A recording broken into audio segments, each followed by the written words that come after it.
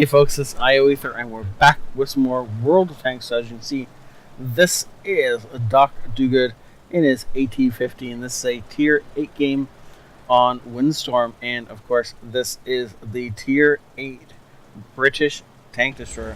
This is the precursor to the Tortoise, which is the precursor to the FV-215B-183, which is the longest, silliest name.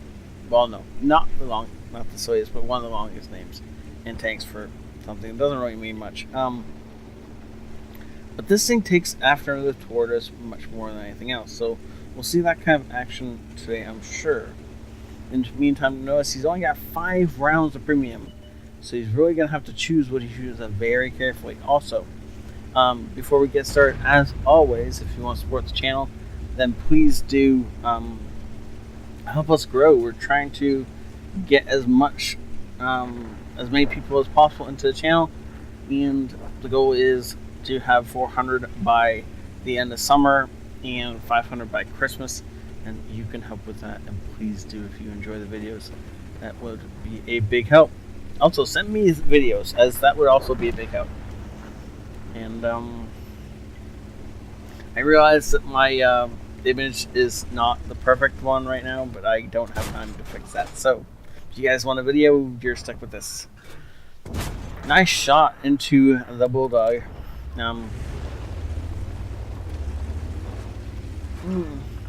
Yeah, I guess he probably could have got another shot in, but he's gonna have to be very careful with the Bulldog. If the Bulldog is running the autoloader, then it is definitely possible for him to get around behind us and not quite take us out. This is a 19.1 replay, but it's still gonna hurt if he gets behind us. So looks like the Bulldog has fallen back all the way, and Doc is pushing up to basically hold the center. This 59-16 is going to be in a bad position when he realizes what is coming up behind him. But he doesn't realize it yet, as we haven't been lit till about now. And now he knows what's going on. So he runs forward, which I guess is well enough, because it will get it out of our line. But of course, instead of curving around this rock immediately, he takes the time to run straight, which of course gets him shot. Nice shot into the Kran J-Panzer, which I'm just going to call it Can for the rest of this game. And apparently he doesn't mind getting shot, because he just pulls it right in front of us again. Oh, that ricochet off the M6. There we go. Finishes it off. And our team is just folding like a house of cards. I was going to say a card house, but a house of cards is of the... Ooh, unfortunately missing that shot on the VK. He really does need to get these guys dead as soon as... Ooh, that gun is especially dangerous. If the stern mill gets a chance to fire, he's going to track us apparently. No, not able to get any more shots into the stern mill. I'm worried about the Type 64 coming around and circling us. But apparently everybody just wants to face us from the front. And the sternum mail again, tracking damage. VK is not even paying attention, so Doc just casually takes him out of the game. And that really was the right move, and then sneaks around the corner and takes the sternum mail out of the game. He's sitting on 4 kills, and almost his entire team is dead. We are barely 5 minutes into this game. And we got another shot into the can. And it looks like we're going to get one more in before he dies to the OI.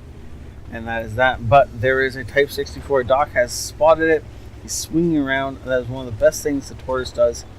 And this tank as well is its ability to turn its entire tank. Basically rotate backwards and forwards to make sure the gun is always on target. Unfortunately, not quite controlling how we slide down that hill. Looks like Type 64 is going to get 1 and 2 and 3 shots into us. Bulldog hits us from the other side, and this is going to be a problem. This gun could have taken a shot at the Bulldog right there. Did not, in fact, do it.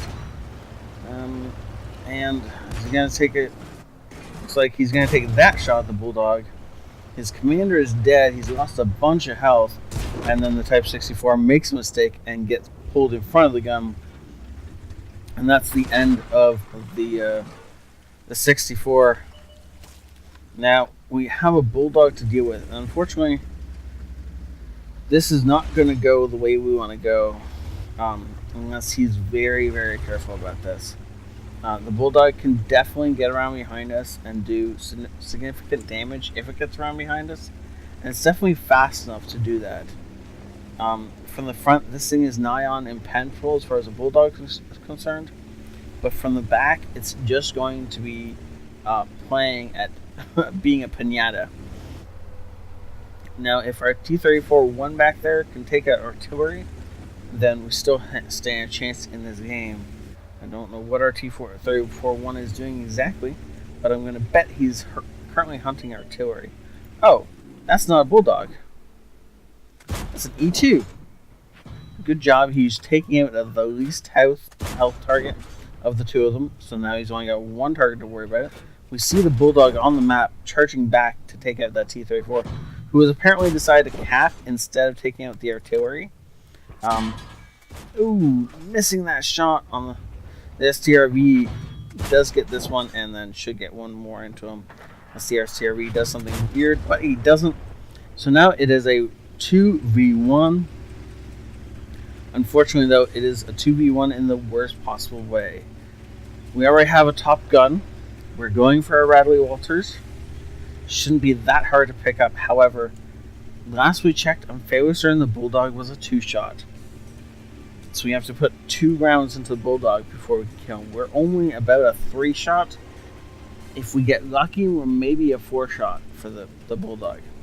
The problem is the Bulldog will have probably 6 rounds in its clip. Oh, Bulldog catches us in a bad and awkward position.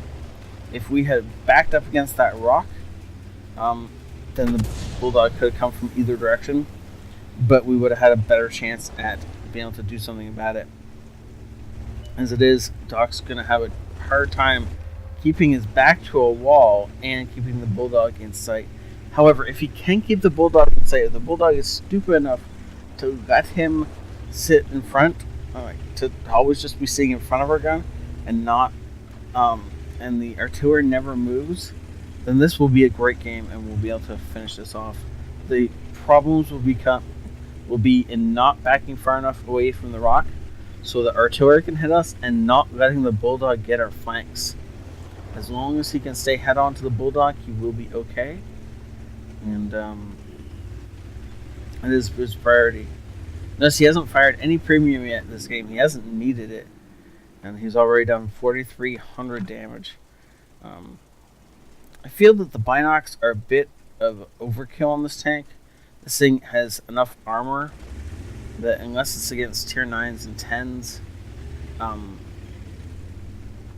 he should be able to just, ricochet the occasional shot or two. This is not a good plan. You cannot go up this slope. With a faster tank, maybe, but I doubt it. This portion here looks unpassable.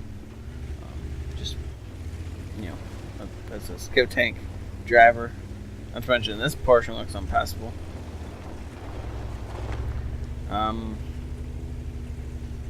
We're gonna turn this replay up a bit until we get some action going. Oh no, unfortunately he backs up into artillery. This could be the end of things, as artillery is just going to hammer him now. He's already blown his first aid kit. His driver is the one who was punished. And of course, now he cannot see the Bulldog anymore. It means the Bulldog can't see him, but I'm expecting the Bulldog behind him any second now, because that's what I would do if I was driving the Bulldog. Where is he? The other problem to note is now we're definitely a one-shot for either of the enemies, and if I was driving the Bulldog, I wouldn't mind taking a shot. I'd still be able to take one shot from Doc, and then get around behind him. But most likely we're gonna get hit by artillery here in a few seconds. So what I'm expecting to kill us at this point in time is an artillery shot. No. Is the bulldog gonna come over the mountain? Can we kill the bulldog and then hunt down the artillery? Oh, come on. 4 seconds, or 8 seconds now, and we can get our driver back into things, and that will help significantly. He's got to be covered from the artillery somehow. Maybe they already moved. I don't know. You should just go over the mountain, or go around the mountain, or back up. But this whole sitting in this one particular spot is not doing him any favors. And we're gonna speed this up. He's only got 3 minutes left. He's gonna have to kill the bulldog really quite fast now, or he's never gonna be able to make it over to where the what's it called? The artillery is. 3 minutes left now. Come on, guys. Doc has made a decision. Slow it back down to real time. Where's the bulldog? No. Apparently he's trying to do like a head fake. It's not going to work against the bulldog. You got to get into a position where you can shoot. You just got to back up to the point where he can't see you anymore.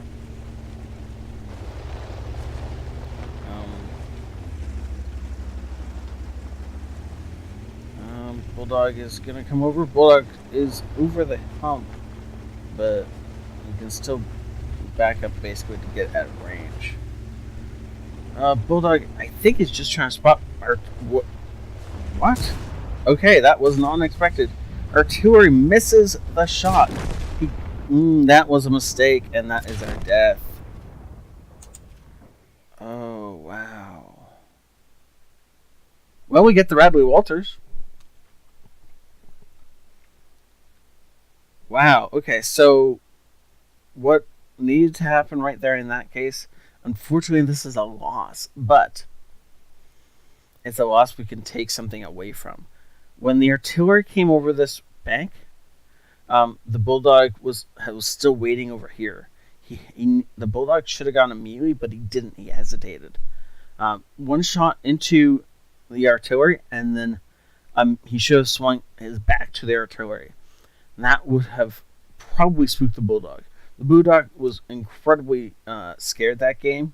He spent more of the game hiding than he did doing anything else. He could have killed us anytime he wanted to, back when he was still a 3-shot for us. At this point in time, he's a 2-shot. But he still was afraid to come over the ridge and fight us. Even though he definitely could have taken that 1 shot and then got run behind us and killed us whenever he wanted to. So it tells me that if we'd just had the gun pointed in his general direction, he probably would have backed off. I would have...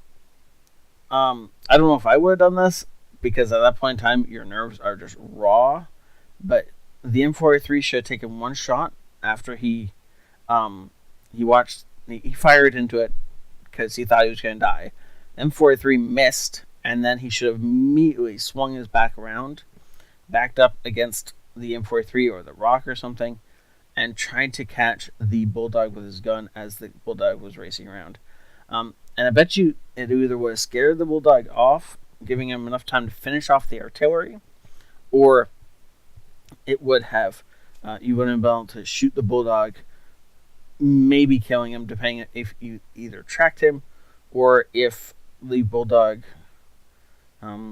was dumb enough to drive out into the water, because that would have slowed him down enough that he would have been able to keep up with it by rotating his hull. But either way, this was a great game, and well played to Doc. Just an unfortunate thing about the ending there. I hate when that happens, you know? For a defeat, it's still up. Ace Tanker, he still gets a Bruiser, Duelist, and Fire for Effect. He manages to snag a Radley Walters on a loss. That is impressive. The high caliber, of course, and the Top Gun. And you can see just how much damage he did above and beyond the rest of his team. It's not surprising that he carried this game as much as he did. Sternum Hill. I mean, seriously? 0 damage. With a gun like that, you do 0 damage. And the OI only ever managed to do 270. With a gun like that. Like, I mean, if some of the rest of the team had carried a little bit harder, this game would have been a victory. But no, they couldn't. And, of course, we did all we could. 2 major mistakes happened in that game. It was one with the artillery at the end, but that was minor. The really major one was where we slipped and fell off the cliff going after the Type 64. And that was a crucial mistake. That lost the game right there. Make sure when you're going down those cliffs that you do not ever track yourself. Okay? That's the number one tip for cliff diving is do not ever track yourself. Make sure the cliff goes out all the way down and it doesn't curve back in on itself. Because those are the ones where you suddenly end up in the air, land on only one track, and track yourself out in the open, facing the wrong way, and then get yourself murdered. Happens all the time. Very rarely to me, though. This is because I'm really careful about which cliffs I roll down. Okay, so thank you all for watching. Thank you so much, Doc, for sending this in. I've been wanting to show this replay off for a while, and I'm glad I could show it off today. I'm sorry, Doc, for the loss, but that was an epic game, and in any other circumstance, that should have been a win. Look at that. He even managed to injure himself. But, wow. I will see you all later. Please, if you want to support the channel, thank you so much. And if you want to support the channel, by the way, please help us grow. So, I will see you all later. This is ioEther out. Bye.